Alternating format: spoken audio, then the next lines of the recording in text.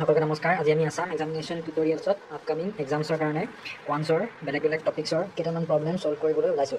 চ' question number 1ত আমাৰ পাৰ্চেণ্টেজৰ হয়। ইয়াত কৈছে যে a trader marks up an article by 40%। চ' অৰিজিনেল দাম যদি 100 আছিল, তাত আমাৰ এতিয়া মানে 40% ইনক্ৰিজ কৰি মেলি তাৰ প্ৰাইচটো ছেট কৰা হৈছে। চ' 100 যদি আছিল, 100ৰ 40% ইনক্ৰিজ, চ' কিমান হ'ব? 100 প্লাছ 40% অফ 100, চ' 40 বাই 100 ইনটু 100 যদি কৰোঁ আমি পাম 140। চ' মাৰ্ক প্ৰাইচ এতিয়া কিমান হ'লগৈ? 140 হ'লগৈ। আৰু তাৰপিছত সেই 140 মাৰ্ক প্ৰাইচতে আকৌ আমাৰ ডিছকাউণ্ট কিমান দিছে? 20% ডিছকাউণ্ট দিছে। চ' 140 20%, চ' 140 মাইনাছ যিহেতু ডিছকাউণ্ট হয়, চ' মাইনাছ আহিব, মাইনাছ 20% অফ 140 মানে 20 বাই 100 ইনটু 140। চ' 0 0 গ'ল, 0 0 গ'ল। চ' এইটো আহিলে আমাৰ 140 মাইনাছ 14 টু জাৰ 28। চ' 140 মাইনাছ 28 কৰিলে 112। চ' এতিয়া আমাক সুধিছে যে what is the profit percentage. এতিয়া এই ডিছকাউণ্টটো দিয়াৰ পিছত মানুহজনৰ কিমান প্ৰফিট বাচিলে সেয়া সুধিছে।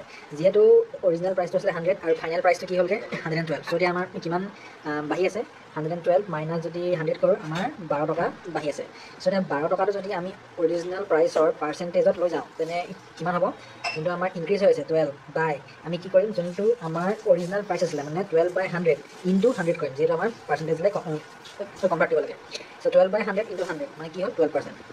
চ' এতিয়া প্ৰফিটটো কিমান? 12% profit. Option number A will be the correct answer. Next question. Question number 2ত কৈছে if 3 men or 6 boys can complete a work in 20 days। তিনিটা মানুহ বা 6টা ল'ৰাই কাম এটা শেষ কৰিব পাৰে 20 দিনত। মানে তিনিটা মানুহে যদি একেলগে কামটো কৰে, তেনে কামটো শেষ কৰিব কিমান? 20 দিনত। আৰু সেই ছেইম কামটো যদি 6টা ল'ৰাই যদি কামটো কৰে, তেনে সেই কামটো শেষ কৰিব এতিয়া আমাৰ কিমান দিনত? 20 দিনত। চ' 3 men can complete in 20 days। So' 1 man can complete in 20 into 3 মানে কিমান? 60 days।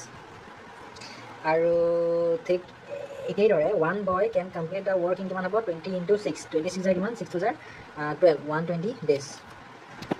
এতিয়া আমি গম পাওঁ যে এফিচিয়েঞ্চি ইজ ইকুৱেল টু কিমান? টোটেল ৱৰ্ক বাই টোটেল টাইম।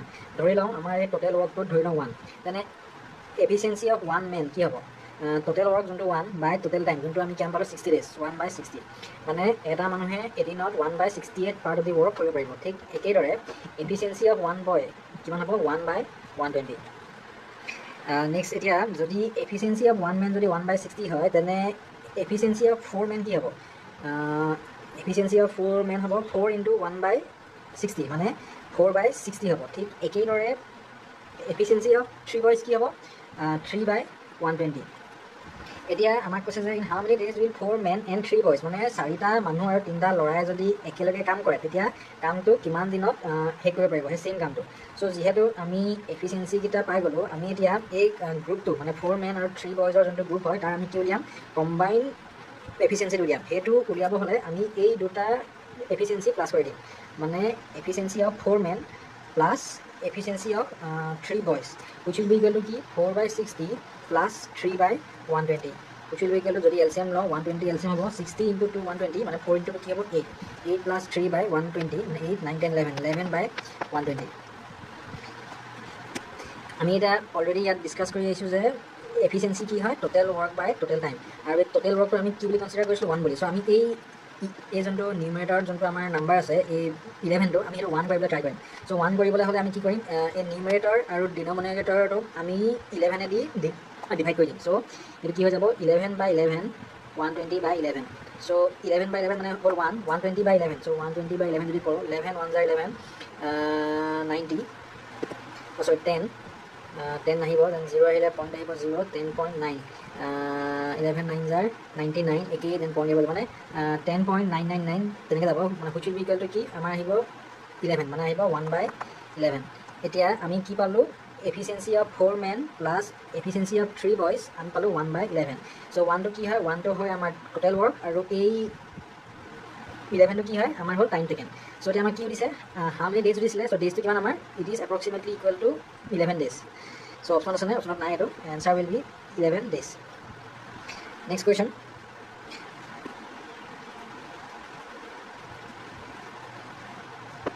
নেক্সট কুৱেশ্যনত আমাক কৈছে যে a number when divided by 5 leaves remainder 2, what will be the remainder when the square of the number is divided by 5?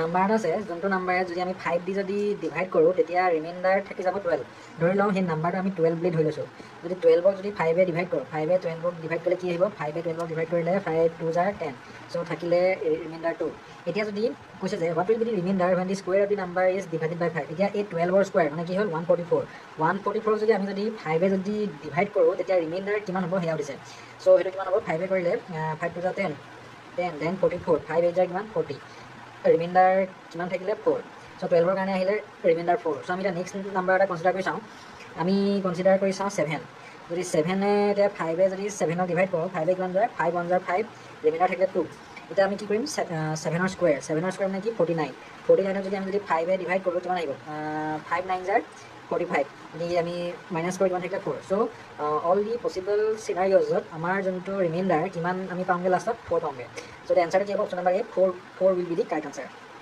Next কুৱেশ্যনটো আছে what is the unit digit of ইয়াত আমাৰ নাম্বাৰটো নাহিলে নাম্বাৰটো হ'ব লাগিছিলে 7 to the power 99 7 to the power 99 যদি কৰোঁ তেনে লাষ্টত একেবাৰে ইউনিট প্লেছত কি ডিজিট থাকিব এতিয়া সুধিছে চ' ইয়াত আমাৰ এতিয়া পেটাৰ্ণ এটা আছে পেটাৰ্ণটো কি 7 to the power 1 যদি কৰোঁ আমি যোনটো নাম্বাৰ পাওঁ কি 7 পাওঁ আৰু ইয়াত আমাৰ এতিয়া ইউনিট প্লেছত নাম্বাৰ কি আছে 7 নেক্সট আমি 7 স্কুৱেৰ কৰোঁ 7 স্কুৱেৰ কৰিলে পাম আমি 49 ইয়াত আমাৰ ইউনিট প্লেছত নাম্বাৰ কি আছে 9 ঠিক একেদৰে 7 কিউব যদি কৰোঁ 7 কিউব কৰিলে পাম আমি 343 ইয়াত আমাৰ ইউনিট প্লেছত নাম্বাৰ কিমান আছে 3 আছে নেক্সট আমি কি কৰিম 7 to the power 4 7 to the power 4 কৰিলে আমি পাম 2401 ইয়াত আমাৰ ইউনিট প্লেছত নাম্বাৰ কিমান আছে 1 আছে নেক্সট আমি কৰিম 7 to the power 5 মানে 2401 ইনটু 7 কৰিলে আমি 7 to the power 5 পাই যাম সেইটো কৰিলে আমি পাম 16807 চ' ইয়াত যোনটো ইউনিট প্লেছত নাম্বাৰ সেইটো কিমান আহিলে আমাৰ 7 চ' আমাৰ চাইকেলটো ৰিপিট হয় আফটাৰ 4 ডিজিটছ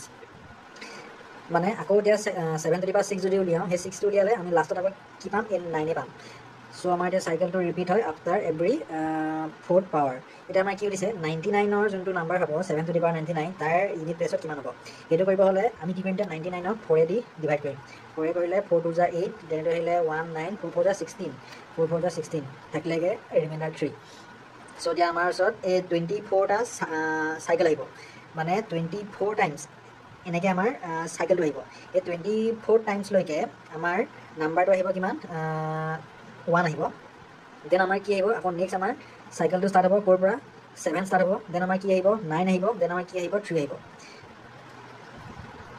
চ' সেয়াই আমাৰ এতিয়া যোনটো ইউনিট প্লেছত নাম্বাৰ কি আহিব এতিয়া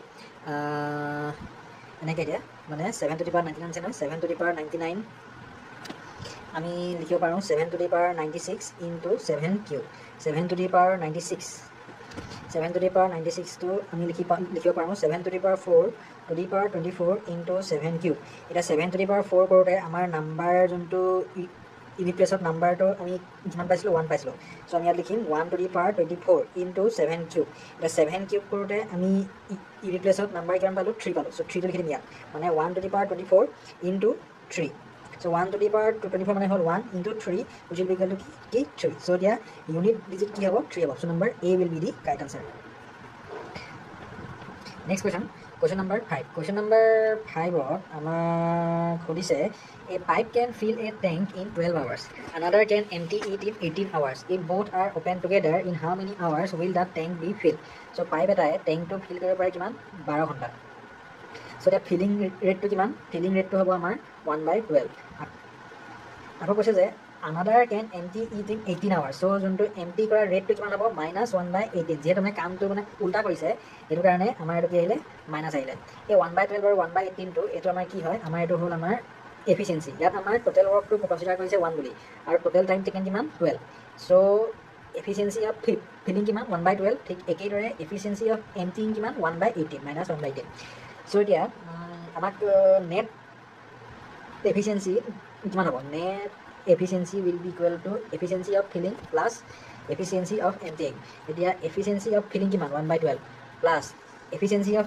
emptying কিমান minus of 1/18 মানে 1/12 minus 1/18 এটা যদি LCM উলিয়াওঁ এইটো আহিলে আমাৰ 36 3 minus 2 মানে 1/36 চ' এতিয়া নেট এফিচিয়েঞ্চি পালোঁ 1/36 তাৰে ভিতৰত 1টো কি হয় 1টো আমাৰ টোটেল ৱৰ্ক হয় আৰু 36টো কি হয় আমাৰ টোটেল টাইম টেকেন চ' এতিয়া টোটেল টাইম টেকেন কিমান পালোঁ আমি 36 hours option number A will be the correct answer next question number 6 আমাক কৈছে যে if the average of 5 number is 27 আমি গম পাওঁ average is equal to total work by total sum by number of quantities. So average of 5 number is 27 বুলি কৈছে, so 27 is equal by total sum to আমি গম নাপাওঁ আৰু number কিমান হয় আমাৰ দিয়া আছে 5, so আমি ইয়াৰ পৰা total sum to নিয়াম which will be equal to 27 into 5 27 into 5 কৰিলে আমি পাম 135. next কৈছে যে and one number is removed the new average becomes 25. এতিয়া ইয়াৰ পৰা যদি আমি এটা নাম্বাৰ যদি ৰিমুভ কৰি দিওঁ তেতিয়া নতুন যোনটো এভাৰেজ সেইটো কিমান হৈ যাব 25 হৈ যাব, মানে 25 is equal to total sum by 4. so second কেছত আমাৰ total sum কিমান 25 into 4 which is equal to 100. এতিয়া আমাক কি দিছে what is the removed number, এই 5 নম্বৰ নাম্বাৰটো আমি কেনেকৈ পাম, এই total sum of 5 numbers minus total sum of 4 numbers আমি কৰি দিম, মানে 135 minus 100 কৰি দিম which will be equal to 35. so option number A 35 will be the right answer. next question number 7 আমাক কৈছে যে two numbers are in the ratio ইমান, if 6 is added to both the new ratio becomes ইমান, what are the numbers? ধৰি লওঁ আমাৰ নাম্বাৰকেইটা কি হয়, ধৰি লওঁ আমাৰ 3k আৰু 5k, যেটা আমাৰ ৰেশিও দিয়া আছে 3:5, সো ধৰি লৈছো যে নতুন নাম্বাৰকেইটা কি হয় আমাৰ 3k আৰু 5k. এতিয়া ইয়াত আমাৰ কিমান এড কৰিছে 6 এড কৰিছে, সো 3k + 6 by 5k + 6 যদি কৰো আমি নতুন যোনটো ৰেশিও পাম কিমান 2/3. সো আমাৰ এতিয়া সুধিছে সেই নাম্বাৰকেইটা কিমান হয়, প্ৰথমে আমি ক্ৰছ মাল্টিপ্লাই কৰিম 3 * 3 9k + 6 * 18 = 5 * 10k + 6 * 12, মানে 18 - 12 = k. সো k মানে কি, k মানে আমি পালো 6. এতিয়া অৰিজিনেল নাম্বাৰকেইটা কিমান আছিলে 3k আৰু 5k, সো 3 * 6 কিমান হ'ব 18 আৰু 5 * 6 30.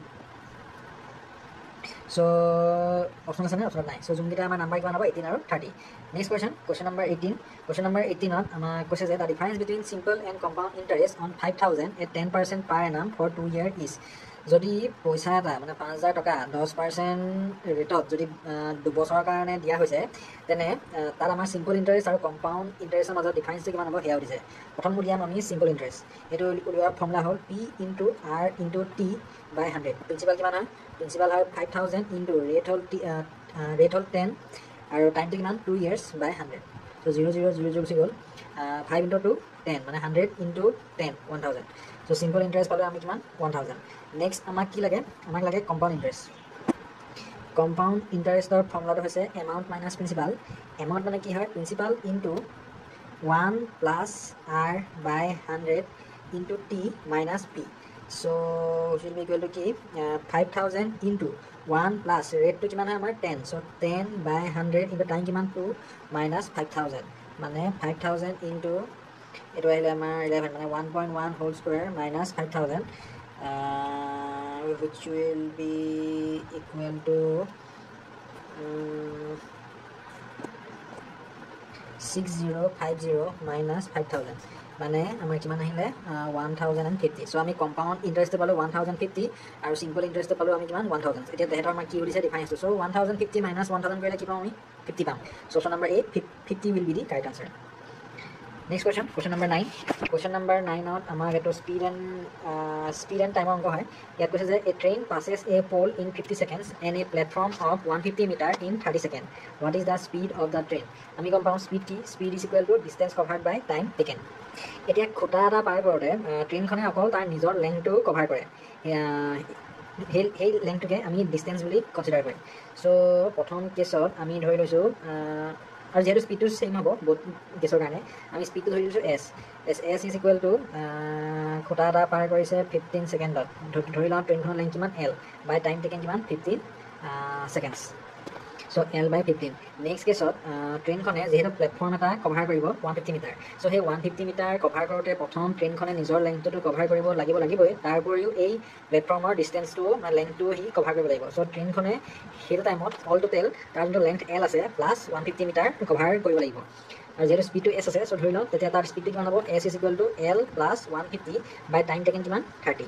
এতিয়া বহুত কেছত স্পীডটো ছেইম আছে, সো আমি সেইকাৰণে এই ইকুৱেশ্যন 1 আৰু ইকুৱেশ্যন 2টো আমি কম্পেয়াৰ কৰি দিম. So L by 15 is equal to L plus 150 by 30, 15 2 * 30 আমি যদি ক্ৰছ মাল্টিপ্লাই কৰোঁ 2L is equal to L plus 150. So length is equal two কিমান হ'ব আমাৰ 150 মিটাৰ. সো লেংথটো পাই গ'লোঁ আমি 150 মিটাৰ. এতিয়া আমাক কি ফাইণ্ড কৰিব লাগে, স্পীড ফাইণ্ড কৰিব লাগে. সো স্পীড ফাইণ্ড কৰিব হ'লে আমি এই যোনটো ইকুৱেশ্যন 1টো ফৰ্ম কৰিছিলোঁ ইয়াত আমি এটা প্লেচ কৰি দিম. So speed is equal to কি হ'ব এতিয়া 150 by 15 which will be equal to 10 metre per second. এতিয়া 10 মিটাৰ পাৰ ছেকেণ্ডটো আমি কিলোমিটাৰ পাৰ আৱাৰলৈ কেনেকৈ কনভাৰ্ট কৰিম, তাৰ কাৰণে এটা ফেক্টৰ আছে।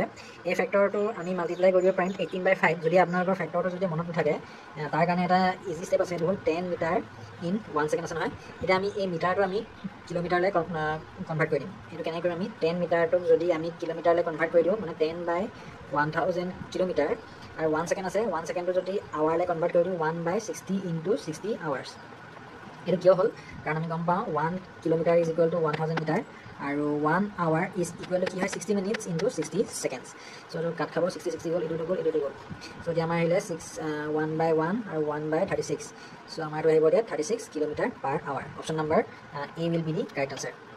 আৰু যদি ফেক্টৰটো সোধে, মানে 10 মিটাৰ পাৰ ছেকেণ্ডটো যদি কিলোমিটাৰ পাৰ আৱাৰলৈ যদি কনভাৰ্ট কৰিব লাগে, তাৰ কাৰণে ফেক্টৰটো হৈছে 18/15, মানে 10 মিটাৰ পাৰ ছেকেণ্ড ইনটু 18/5, 15 নহয়, ইনটু 18/5 যদি কৰি দিওঁ, আমাৰ ডাইৰেক্ট এই মিটাৰ পাৰ ছেকেণ্ডটো আমাৰ কিলোমিটাৰ পাৰ আৱাৰলৈ কনভাৰ্ট হৈ যায়। চ' এইটো আহিব আমাৰ, এইটো 2 আহিলে, 18 2 কিমান, 36 kilometre per hour. Option number A will be the correct answer. Next question.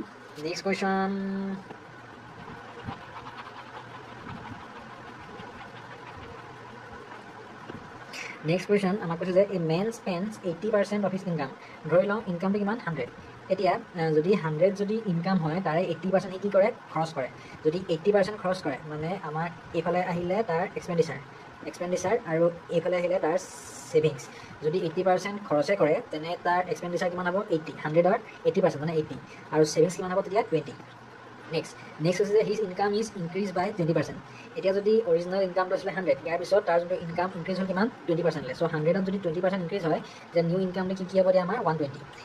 And expenditure বাই 10%। এতিয়া 120 যেতিয়া ইনকাম হ'ল, তাত আগৰ যোনটো এক্সপেণ্ডিচাৰ আছিলে 80%তকৈ আৰু 10% বাঢ়ি গ'ল, মানে 90% হৈ গ'লগৈ এতিয়া। আৰু সেই 90%টো 100ৰ নহয়, এই 120ৰ 90%। চৰি, এক্সপেণ্ডিচাৰ ইজ ইনক্ৰিজ বাই 10% যে কৈছে, মানে যোনটো তাৰ অৰিজিনেল যোনটো আছিলে এক্সপেণ্ডিচাৰ 80, তাত আকৌ মানে 10% কি হৈছে, ইনক্ৰিজ হৈছে। মানে ইয়াত নহয়, যোনটো অৰিজিনেল এক্সপেণ্ডিচাৰ হৈছিল, তাত আমাৰ আকৌ 10% বাঢ়িছে। মানে অৰিজিনেল এক্সপেণ্ডিচাৰ যদি 80 আছিলে, তাত আকৌ 10% ইনক্ৰিজ হৈছে। ত' 10% যদি ইনক্ৰিজ হয়, মানে কিমান হ'ব, 80 প্লাছ তাৰ 10% ইনক্ৰিজ, মানে 10/100 ইনটু 80। চ' 0 গ'ল, 0 গ'ল। চ' 80 + 8 মানে হ'ল আমাৰ 88। চ' নতুন যোনটো এক্সপেণ্ডিচাৰ কিমান আহিলে আমাৰ এতিয়া, 88। যদি 88 যদি এক্সপেণ্ডিচাৰ হৈছে, তেনে ছেভিংছ কিমান হ'ব, যোনটো আমাৰ ইনকাম হ'ল তাৰ পৰা আমি এক্সপেণ্ডিচাৰটো মাইনাছ কৰি দিম, মানে 120 - 88। 120 - 88 কৰিলে আমি কি পাম, 32 পাম। চ' যেতিয়া ইনকামটো 20% বাঢ়িলে, 120 হ'লগৈ, তেতিয়া তাৰ এক্সপেণ্ডিচাৰটো হ'ল কিমান, আগৰ যোনটো আছিলে এক্সপেণ্ডিচাৰ তাতকৈ 10% বাঢ়িলে, মানে হ'লগৈ 88। আৰু যদি 88 তাৰ 120ৰ পৰা যদি খৰচেই হ'ল, তাৰ ছেভিংছ কিমান হ'লগৈ এতিয়া, 32 ৰুপিজ। এতিয়া আমাক সুধিছে যে what is the percentage increase in savings. So' original যোনটো ছেভিংছ আছিলে, তাৰ কম্পেৰিজনত এতিয়া যোনটো নিউ ছেভিংছটো হৈছে, সেইটো কিমান পাৰ্চেণ্টেজ বেছি সেয়া সুধিছে।